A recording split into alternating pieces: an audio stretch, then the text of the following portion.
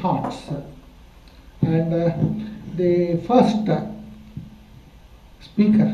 lead speaker setting the talk is Dr. Deen Khandelwal, who was one of the historic, I would say, founder of Hindu University. And we have got his colleague, Abhinav Dwivedi, who is sitting here on our side. And we have got, can we have just the names going around? Okay, I'll start from this corner. Dr. Satyanarayana, he is from India, he is a dance therapist. I know Shiva Totapalli, he is here in Orlando for a number of time. Madan Gopal, he is from the Hindu Mandir, he is on the religious committees. And I know Dr. Nageshwar Dwivedi here, and I know Sherry, who's there. And if I'm missing the other people, please tell your name, sir. Oh, Dr. Dwarkanath Mishra, and my grandson, Vivek, and my wife, Janki Mishra. Shalini Chandra. Shobana. Okay. Lindy is there at the back. Henry Villegas, thank you for allowing me to come. Okay, so when people walk in, that's fine. So Dr. Deen Khandelwal. And when I spoke to him, I asked him, do you want a sophisticated gadgetry like PowerPoint? He said, no, I am a old style person. Give me a board and the writing piece. Okay? Thank you. Thank you. You want to use that or this? Running around the white, walk around like this with this? I don't think that is necessary. No, it is necessary. So that. It's annoying. I agree. Okay. Namaste. I didn't realize that they will be putting me on the spot as the lead speaker because I don't like some of the thinking that he has presented in some sense. And you will get my message in the next few minutes. Okay. The topic is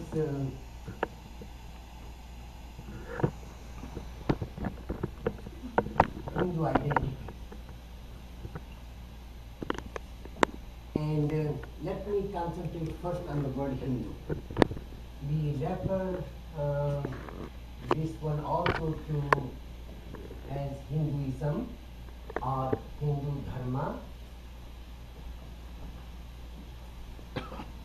and we translated Dharma as religion. Now, let's get into the basics of Hinduism. Where does the word Hindu come from? Many of you must have come across one definition that is given is from Himalayas to Sindhu, the region. The people of that region are called Hindus. Then another one is जो हिंसा से दुखी होता है, हिंसा दुखी Hindu. That's another definition. But the thing that I like is way back when our real name, and it still is Sanatan Dharma.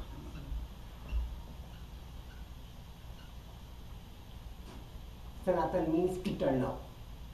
Now, what does the eternal Dharma mean?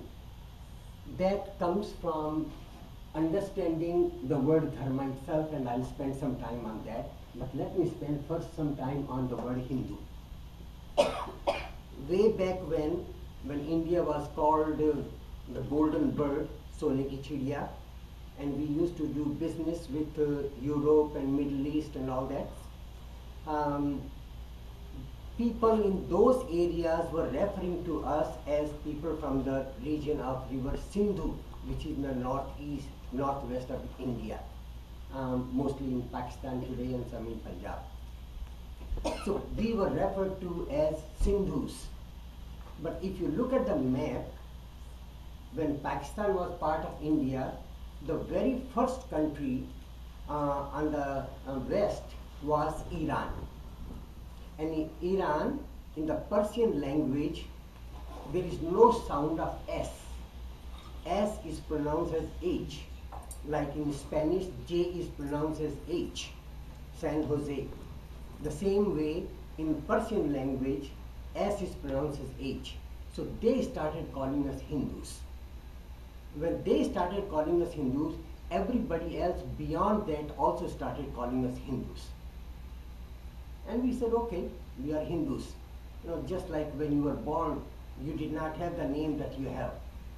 Shastri Abhinav did not have the name Abhinav. It was a name given to him by his parents.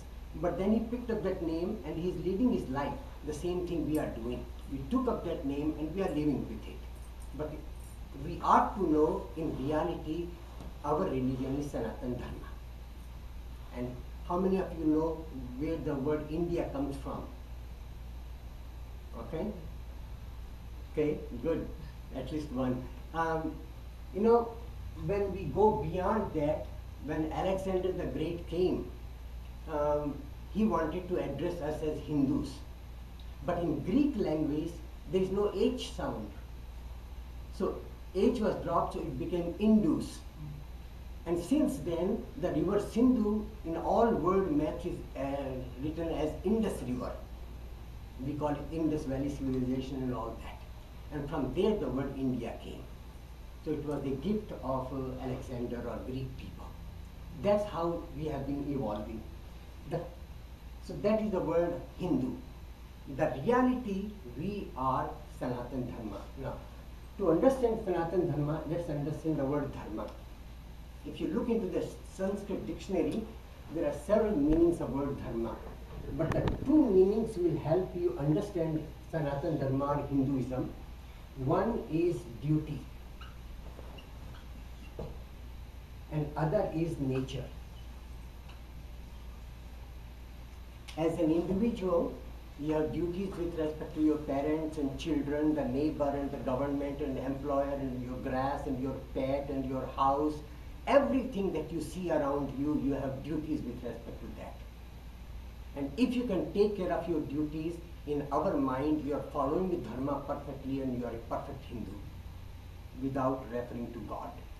Did you realize that? No reference to God, but you are a perfect Hindu if you take care of your duties. Now you have to remember, you have also to take care of the duties with respect to this body.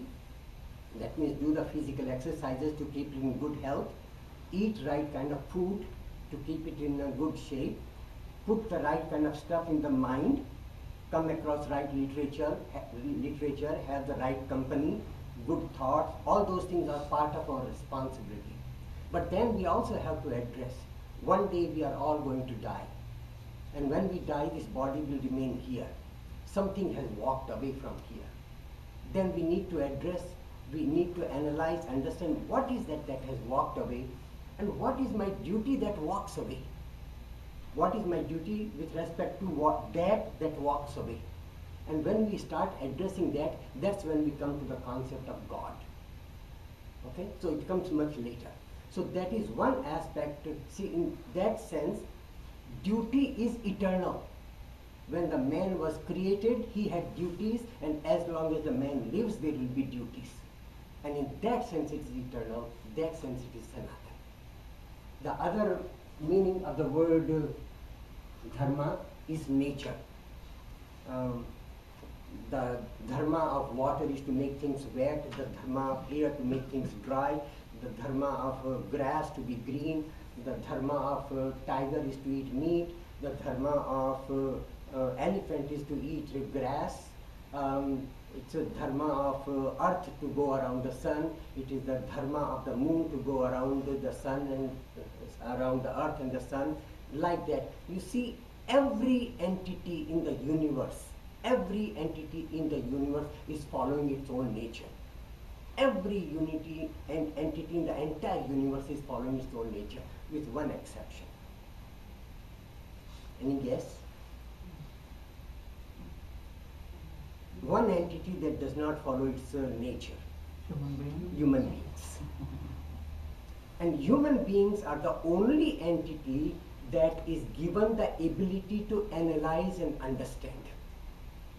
And they are misusing it. The intellect faculty that is given to us, that is being misused. We justify the things that our senses need. rather than what we ought to be and where we want to be. So that tells you where we are, where we ought to be going. To me, the word Hindu, it's so broad. At one time, I had come across and somebody said, how will you define Hinduism? And I thought that was a loaded question. I said, that's a difficult question. And finally, the person volunteered. He said, yes, that is true. It is difficult because if you ask, like Shastriji was mentioning, if you ask 10 people, you get 10 different definitions of Hinduism. It's not only 10. There are as many definitions of Hinduism as there are human beings. And that is because it is a dharma based, and each individual's dharma is different. So ideally, there ought to be as many definitions of Hinduism as there are human beings. And in that sense, because it is driven by duty and nature, every human being is a Hindu first. Just like a Hindu could be a Shaivite, a Vaishnavite, a Shakta, a Hare Krishna, a Rajneesh follower, a yoga, whatever, the same way, the same Hindu can be a Christian and a Muslim and Protestant and Catholic or whatever he wants to call. In that sense, I feel that the need for the identity that Shastriji was mentioning is not that important. It's not important for people to know who I am. It is more important for me to know who I am and what I am doing in life. Those are my basic thoughts. We can get into more discussion. Thank you. Thank you. Certainly, your views will be debated, read bare, and you will have a chance to be on the ring side or in the ring. That's a different issue. But time right now is to listen and gather different views. I have somebody from Phoenix who would like to respond, and by the time I call him, maybe 1 or 2 minutes, if you want to ask, raise a question. You don't have to lose the question. You can raise the question. In the meanwhile, I'll fix the logistics, call this person. The person I'm going to call is Dr. Edu Nath Moharir. He is a pharma specialist, lived in this country for 40 years. He's from Maharashtrian background. Why I'm telling that is, when people come from one context to other context, the first question that comes is, where from I came, what am I in this place? And that has happened to me also, as to many of you. Not only the currency changes, the value of it changes, same way our value system also undergoes, oh, this much is okay, we can compromise. If I do once in a day, once in a week, and then once in a year, it's okay, God knows what is inside, those kind of things, it starts slipping down in several ways. I'm not going to challenge on those things. So if you have any questions on Dr. Deen's presentation, you can raise the question. In the meanwhile, I'll call. And Shiva, can you just capture the questions? Okay, go ahead, sir. If you have any questions, just use the message. Okay. Any questions? You want to just hold on, right? Continue.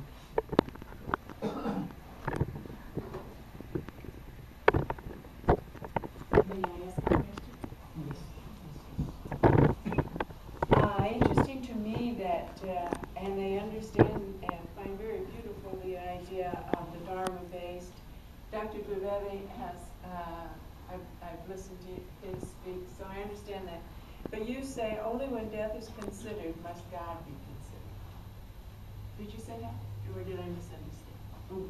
Well, that is the starting point, because when death occurs, it is the soul that is going away.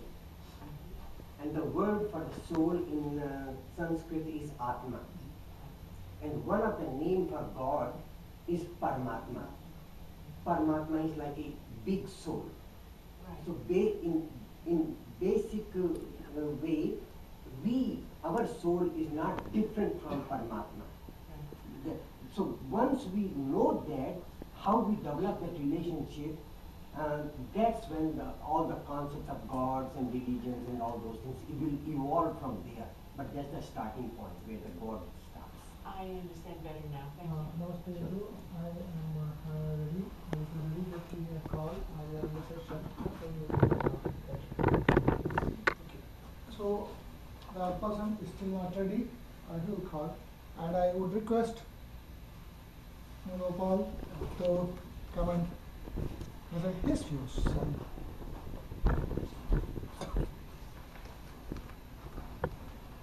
Namaste. Good evening, everyone.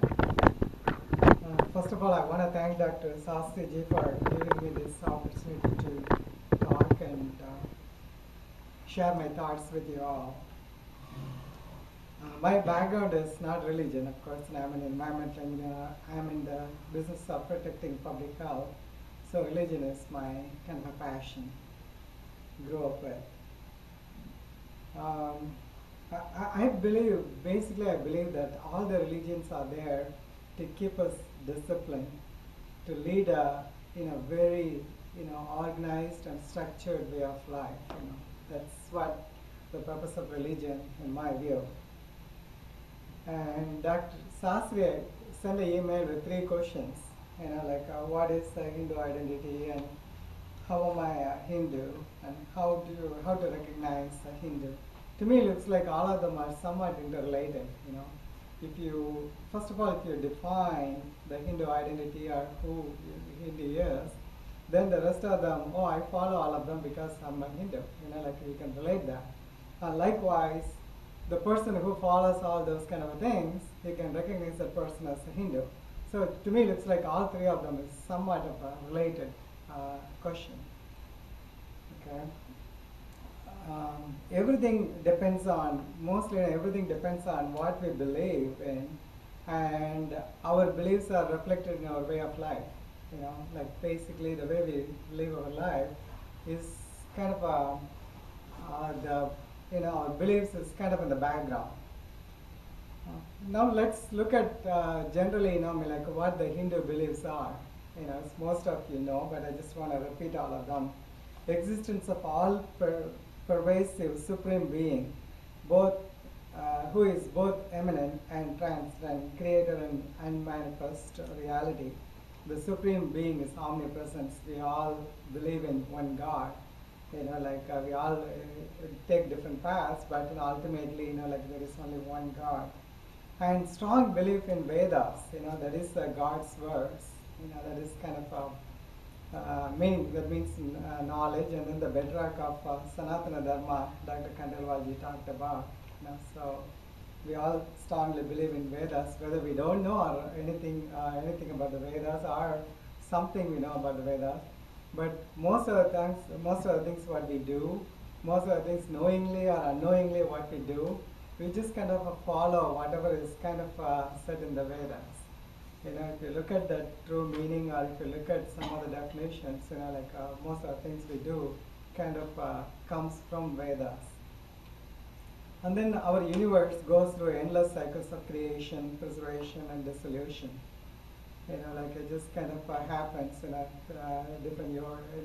different time periods and everything we come across. So that are all part of the things we strongly believe in that. And then the law of karma. We basically create our own destiny by our thoughts, our words, our deeds, any one of those kind of things. Like basically that we are responsible for our own destination. And then the law of reincarnation. All souls reincarnates until all the karmas have been resolved, and we seek finally moksha, liberation from the cycle of rebirths. That is one of the things we strongly believe in. And then we do temple worships and rituals, right? We follow the temple worships and rituals. Basically, they create a communion between God and us. So that is kind of a avenue we take.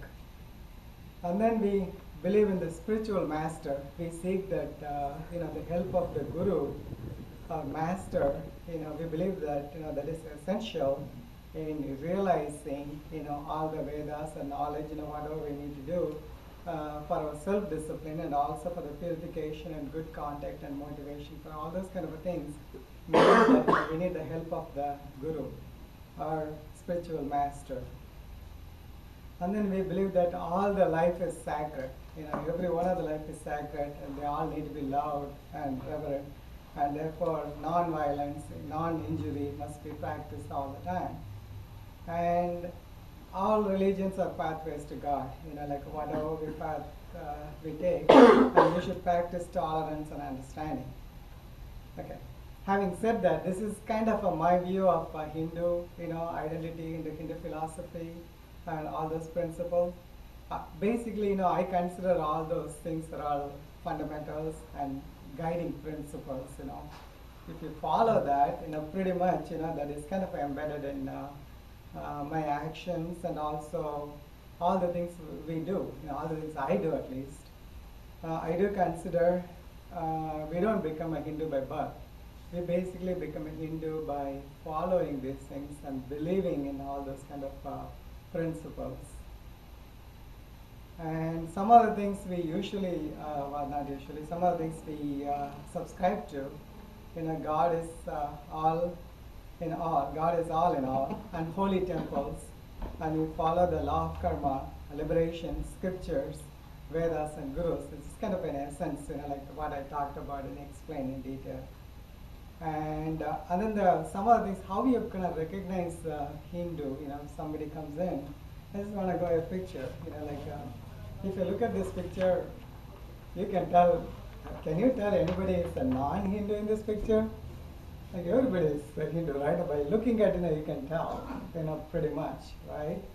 In this one, every one of them is either the saint, or the way they dress, or the way they act, or some of the behavior, some of the conduct, and all those kind of things. That pretty much tells, who the Hindu is. By looking at it, you can pretty much tell, the Hindu.